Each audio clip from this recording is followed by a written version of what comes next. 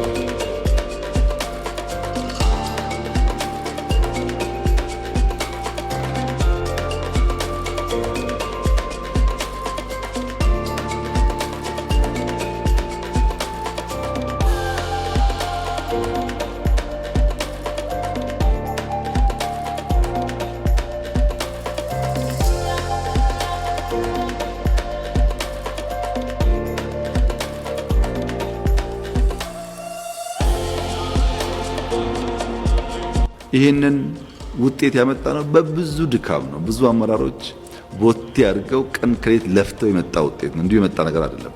አሁንስ ምንም ጥርጥር የለውም የኢትዮጵያ የከተማ ኮሪደር ልማት፣ የኢትዮጵያ የሪቨርሳይድ ፕሮጀክት ለአፍሪካ ምሳሌ የሚሆኑ የሚጨበጡ የሚታዩ ልብ የሚያሞቁ ስራዎች ናቸው። የመኩራት አቅማቸው ውስን የሆኑ ሰዎችም ሄደው ማየት አለባቸው። ሲያዩት ይገባቸዋል።